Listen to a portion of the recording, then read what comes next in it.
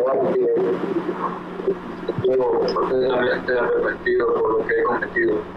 Yo estaba fuera de sano juicio, estaba cargando una fuerte depresión debido a problemas y conflictos familiares que tenemos por años en casa. Lo que hizo este sujeto a su medio hermano de tan solo 7 años ha dejado completamente consternado a todo Nicaragua, en especial a la comunidad del municipio de Catarina, en donde ocurrieron los hechos. Dijo estar arrepentido, sin embargo, su frialdad y brutalidad al momento de los hechos ponen en duda si realmente tiene una pizca de remordimiento en su ser. Y es que Edward Gaitán Gallegos, de 21 años de edad, pasará el resto de su vida tras las rejas y hoy te cuento todos los detalles de este lamentable y a la vez aberrante delito. Yo estaba desaparecido de ayer y pensaban que se lo habían llevado, pero el hermano lo mató. Era domingo 18 de agosto del año 2024. El pequeño Holman Ariel Gaitán Medina, de 7 años de edad, disfrutaba del fin de semana en casa. Parecía una tarde común y corriente, el último día de descanso antes de regresar a la escuela y a la semana laboral. Sus padres se encontraban tranquilos al saber que su pequeño jugaba felizmente con el cuidado de su padre en el patio delantero del domicilio.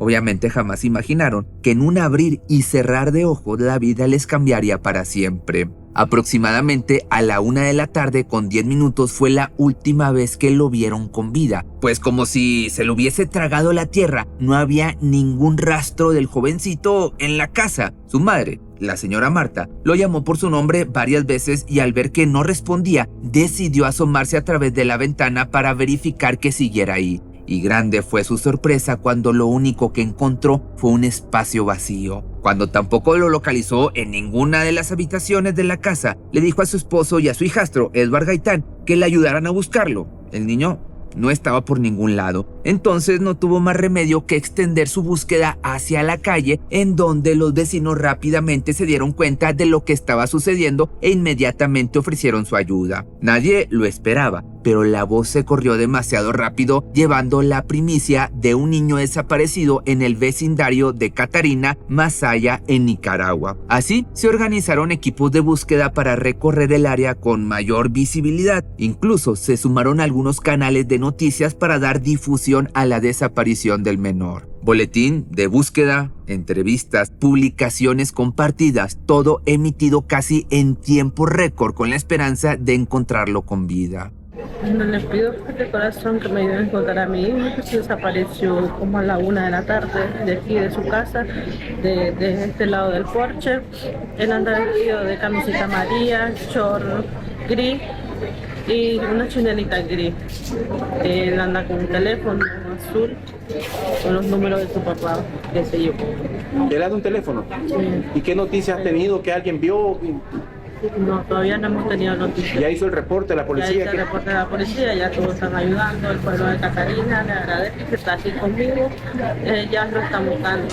La consternación entre la comunidad y los familiares del desaparecido se hizo cada vez más grande, incluido el joven Edward, todos mostrando solidaridad e intentando contribuir en cualquier cosa que fuera de ayuda, como por ejemplo el apoyo en redes sociales, donde presuntamente a quien consideraban como hermano mayor también se pronunció al respecto. Nadie hubiera podido imaginar que todo se trataba de una cortina de humo para ganar tiempo y deshacerse de la evidencia. Y es que fueron horas llenas de incertidumbre, en las que Holman Ariel ya tenía la simpatía de todo el vecindario, vecinos que decidieron poner en pausa su día con el objetivo de sumarse a la búsqueda. De hecho, tan grande resultó la aflicción de la comunidad que se quedaron a las afueras del domicilio de la familia afectada, de modo que sin saberlo estaban impidiendo al responsable que pudiera salir de la casa con el cuerpo para deshacerse de él. Que si bien puede parecer en esta parte muy extraño que el cuerpo permaneciera al interior del domicilio sin ser visto,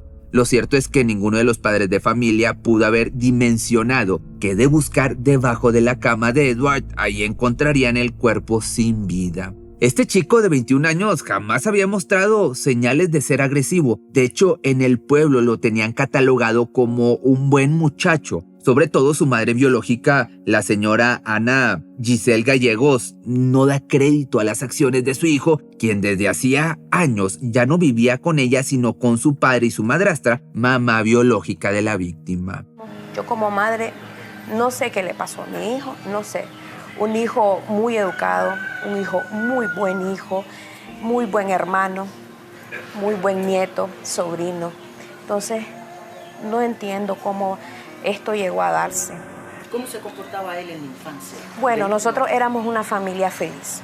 Según lo que cuenta la madre de este ahora convicto, nació en el seno de una familia bien establecida, en donde tanto papá como mamá asumieron sus roles tal y como debían, siendo protectores, amorosos y proveedores de todas las necesidades básicas de un niño. No obstante, una vez que habían procreado 2 hijos, entre ellos Edward, la relación de pareja se comenzó a deteriorar. De pronto se dieron cuenta que el amor ya no jugaba un papel importante en el vínculo, sino que por el contrario, permanecer juntos podría resultar contraproducente para el bienestar de los pequeños. Y así, siendo 2 adultos responsables y conscientes de sus decisiones, optaron por separarse. Posterior a la ruptura, todos estuvieron de acuerdo en que los niños se quedaran a vivir con su padre. Esto porque la señora Ana fue quien partió de casa y sus hijos argumentaron no quererse ir del lugar en el que habían tenido una infancia feliz. Y aunque no fue lo más común, básicamente la custodia total se la quedó el padre, pero eso no significaba que no pudieran seguir conviviendo como una familia. La señora Ana asegura haber sido una madre presente en el día a día de sus hijos y sobre todo en las fechas especiales.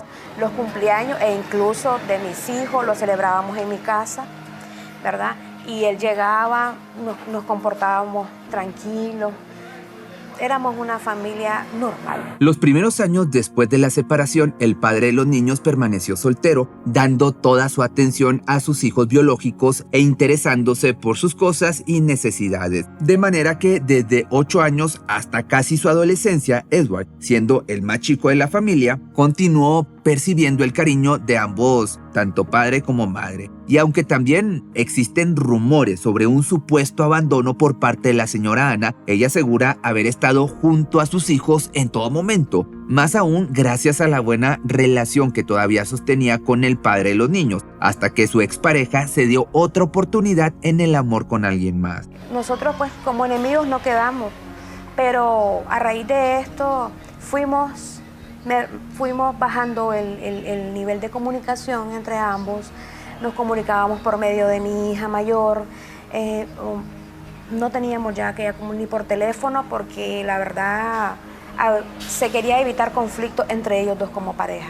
Presuntamente, desde la llegada de la señora Marta a la vida de los Gaitán, muchas cosas comenzaron a cambiar, en especial la comunicación entre la expareja, cuyo vínculo se había mantenido saludable por el bien de los hijos que tenían en común. Que por otro lado, no se sabe con exactitud qué tipo de relación tenía la mujer con sus hijastros, pero en palabras de Ana, se percibía un ambiente bastante hostil en el que, desgraciadamente, no se estaba intentando crear vínculos honestos basados en el esfuerzo mutuo por generar el cariño entre madrastra e hijastros. Aún así, tras el nacimiento del pequeño Ariel, los medios hermanos mayores nunca mostraron tener nada contra él. Quizá por diferencia de edades no parecían los mejores amigos, pero todo apuntaba a la existencia de un respeto mutuo conforme el niño fue ganando edad. Pero entre tanto, Edward continuaba con su vida de adolescente, siendo un chico normal, estudioso y reservado con sus cosas. Luego, una vez entrada a la edad adulta, demostró ser responsable, teniendo un trabajo fijo y sueños por cumplir. Según la señora Ana, veía en su hijo a un hombre de bien, soñador, trabajador. Nunca le pasó por la mente el destino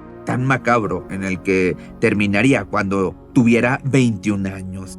Yo como su madre quiero respuesta. Quiero saber que mi hijo me diga qué pasó, porque nada se detona por gusto. Nada. Entonces, ¿cuántos sentimientos mi hijo reprimió cuántas cosas que no sabemos, que yo no sé. Pero bueno, regresando al día de los hechos, es así que ese fatídico 18 de agosto la madre del niño desaparecido pasó la noche en vela, sin noticias, pero todavía con la esperanza de encontrar con vida a su niño. Nunca pudo imaginar el desgarrador descubrimiento que se haría la mañana del 19 de agosto. Su pequeñito de 7 años yacía sin vida bajo la cama de su medio hermano. Pero aquí, pues la pregunta más básica o más natural es cómo es que nunca nadie notó que el niño estaba abajo, que estaba en la misma casa. Pues bueno, supuestamente el padre de familia, el señor Holman, al revisar la habitación de su hijo mayor, jamás lo hizo bajo el pensamiento de que este tuviera algo que ver. Yo entré y lo revisé sin ningún mal pensamiento, pero no levantaste la cama. Y él me dijo, no, porque por mi mente no se me va a pasar lo que mi hijo iba a cometer, jamás ni nunca. Entonces él dice, yo no voy a ir a levantar una cama y voy a ir con esa mentalidad de mi hijo, porque no lo esperábamos. Durmió sabiendo muy bien que el niño lo había asesinado y lo metió debajo de la cama. Contrario a la historia que relata la señora Ana, madre del responsable, nos hicieron esperar las opiniones de terceros, de gente que al parecer fue testigo de su supuesto abandono. Hay quienes hacen referencia a la falta de afecto materno, lo cual pudo haber influido en los cambios de comportamiento de Edward, demostrando todo lo opuesto a las declaraciones de su madre biológica, sobre todo después de conocer los testimonios de algunos vecinos de la zona, quienes llegaron a asegurar haber escuchado a Edward decir que no le tenía cariño a su madrastra ni a su medio hermano, por lo menos no como a su padre y su hermana mayor. También con respecto a esta última joven, pudiera que también significó alguna especie de abandono para el sujeto en cuestión, pues ya tenía cierto tiempo de haberse marchado de casa luego de contraer matrimonio. Así, Edward se quedó solo compartiendo techo con dos personas, no precisamente las más queridas en su vida, y con su padre, este señor cuyas obligaciones nunca delegó a nadie más, haciéndose responsable de sus dos hijos cuando su primer matrimonio falló. Siguiendo con lo del padre, la gente a su alrededor lo tenía como un buen hombre, con un buen concepto, como un excelente padre de familia, proveedor, amoroso y preocupado por dar lo mejor de sí para mantener un ambiente adecuado para sus hijos. No fue un padre que lo golpeara, un padre que lo insultara con malas palabras, no fue un mal padre. Lo crió desde el momento en que su mamá se los dejó, que fue de pequeña edad. Él los sacó adelante, les dio el estudio, no venció. Trabajaban juntos. Por otra parte, en lo que respecta a la señora Marta, su madrastra, hay quienes aseguran no comprender el por qué no le tenía cariño, ya que presuntamente la mujer lo trataba como a uno más de sus hijos, que si bien la diferencia de edad entre el pequeño Holman y Edward era muy abismal, la madre primeriza hacía lo posible por esforzarse en ser una figura materna para el muchacho, aún y sin experiencia previa sobre cómo tratar a un adolescente y luego un adulto joven. Ella se preocupaba por él. Él iba al estudio, le alistaba su almuerzo, le planchaba su ropa, le hacía su desayuno. Ella nunca lo trató mal. Lamentablemente, el desenlace de la familia dibuja una realidad completamente distinta, en la que sin lugar a dudas el cariño entre hermanos resultaba inexistente, nulo, al menos por parte del mayor. Solo quienes vivieron en ese hogar finalmente conocen perfectamente su dinámica de convivencia, a menos de que la supuesta depresión sufrida por Edward haya jugado un papel decisivo al momento en que decidió arrebatarle la vida a su hermano. Al no estar conviviendo con su mamá y que su hermanito sí convivía con su papá y su mamá, esto podría de alguna manera afectar su relación, porque por situaciones no resueltas pueden haber celos, sensación de que aquellos deseos no cumplidos, aquellos conflictos no resueltos de su parte. Sin embargo, evidentemente nadie sería capaz de velar por la salud mental de este sujeto cuando se supo la cruda realidad, mucho menos justificar sus actos con el argumento de que estaba celoso. ¿Crimen? ¿De qué es un crimen? Es un crimen. Así que una vez que se encontró el cuerpo del pequeño bajo la cama del responsable, las autoridades procedieron al arresto del principal sospechoso. Lo sacaron de su hogar esposado y lo subieron a una unidad policíaca en medio de gritos e insultos, donde matón o asesino fue la palabra que se pronunció con más repudio hacia Edward. Cualquiera que haya sido su motivación finalmente para hacer lo que hizo, tuvo que haberlo planeado meticulosamente, pues mientras el niño se encontraba jugando con el celular de su padre en el patio delantero de la casa, este chico permanecía en su habitación buscando la mejor manera de proceder para luego lograr su cometido y posteriormente deshacerse de la evidencia en un lote baldío del vecindario. Después de haberlo pensado detenidamente, tomó su decisión y dio el siguiente paso. Holman lo llamó sigilosamente sin que sus padres lo notaran. Acto seguido, el pequeño respondió a su llamado pensando que tal vez pasarían la tarde jugando. Fue guiado entonces hasta la habitación con mentiras y luego, tras la puerta del cuarto, se desató el infierno. Sin darle tiempo siquiera de reaccionar, ni mucho menos pedir auxilio, Edward lo golpeó en la cabeza con una piedra e inmediatamente con una mano lo tomó del cuello mientras que con la otra le tapó la boca y la nariz al mismo tiempo. Presionó tanto como pudo, dejando salir toda la fuerza de un hombre ya adulto de 21 años en contra de un pequeño de 7, la cual resultó mortal al cabo de unos minutos. De pronto, la señora Marta y su esposo Holman solo notaron la ausencia del menor de edad. Recordaban haberlo visto por última vez cerca del mediodía en el porche del domicilio y al buscarlo en el interior nunca se fijaron debajo de la cama del joven Gaitán. No tenían idea de que yacía sin vida, víctima de su propio hermano, quien actuó sin menor remordimiento y luego trató de ocultar la evidencia. Y en cuestión de segundos, este sujeto de 21 años se ganó el repudio entonces de todo un pueblo que se encontraba devastado, conmocionado por la noticia y por supuesto deseoso de justicia. Y mientras él era llevado a ponerse bajo custodia de las autoridades, las dos familias trataban de comprender la situación. Su padre, por un lado, asimilando que uno de sus hijos le quitó la vida al otro y su madre negada a aceptar que tenía un hijo criminal. A la par, la señora Marta sufría la partida de su primer pequeño. Una desgracia por donde lo quieras ver, lamentablemente, y lo más triste es que un niño con toda una vida por delante ya no respiraba. A su vez, la división de las familias continuó por las siguientes semanas, y es que por un lado la señora Ana buscaba por todos los medios tener noticias de su hijo convicto, mientras que por el otro de los seres queridos de la víctima sobrellevaban esta nueva realidad, dándole el último adiós a Holman. Simplemente soy una madre que quiere ver a su hijo. A como muchas madres van a visitar, que yo ahora que he estado viendo al penal, pues digo, bueno, esta es una nueva vida para mí.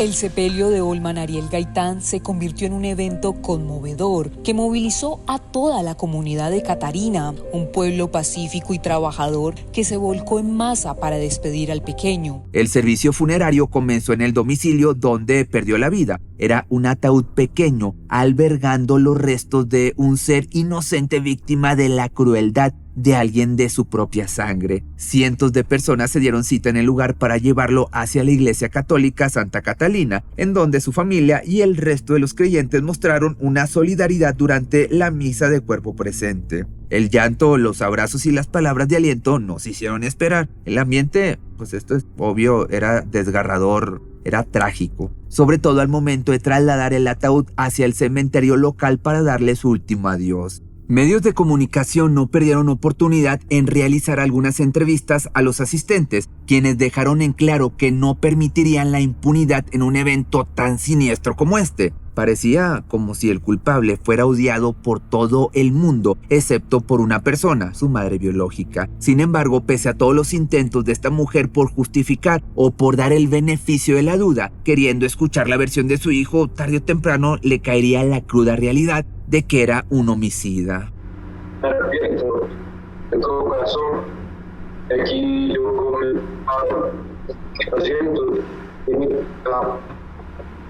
Realmente no soy una mala persona. Me culpo con el fallecido por paz descanso. Yo no lo hice con una mala intención. Porque quería que yo no sufriera el maltrato que estaba. Yo lo hice esta mano. Mientras el imputado emitía este mensaje durante el juicio oral y público, la señora Ana Giselle no podía contener el llanto. Finalmente escuchaba en palabras de su hijo que era el único e irrefutable culpable de la pérdida de su medio hermano. Amaba a su hijo por sobre todas las cosas. Sin embargo, nada podía hacer al respecto para que no cayera sobre él todo el peso de la ley. Fue en esa misma audiencia donde la parte acusadora solicitó al juez la máxima condena para el responsable, describiendo el hecho como inhumano que causó consternación, indignación y repudio en la sociedad. Indiscutiblemente el crimen cumplía con todos los requisitos para que se solicitara la cadena perpetua, misma condena que era pedido a gritos por la madre de la víctima. Y en esa misma audiencia se estableció el 1 de octubre como fecha para la lectura de la sentencia. No obstante, una vez que se dictó cuánto tiempo pasaría el hombre tras las rejas, inesperadamente las opiniones se dividieron, porque por un lado estaban conformes y por el otro quienes aseguraban que había mucho más detrás de la historia. Sin embargo, cualquiera que haya sido el móvil de este crimen, el hecho es que un niño de 7 años fue asesinado y el castigo ascendió a la cadena perpetua revisable por el delito de parricidio agravado en perjuicio de quien en vida fuera el niño Holman Ariel Gaitán. Así lo describieron reporteros que se mantuvieron al tanto del caso. Y hoy finalmente las familias de los involucrados siguen aprendiendo a vivir con este dolor, pues en este caso nadie ganó en realidad. Por su parte, solo Edward sabe por qué lo llevó a cometer semejante barbaridad. No obstante, de haber sido él mismo víctima de algún tipo de violencia, pues nada justifica los brutales hechos, que también, pensándolo, yo creo que el padre es la persona que más está sufriendo, pero ¿tú qué opinas? Me lo dejas aquí abajo en los comentarios y sí, el caso es sumamente extraño.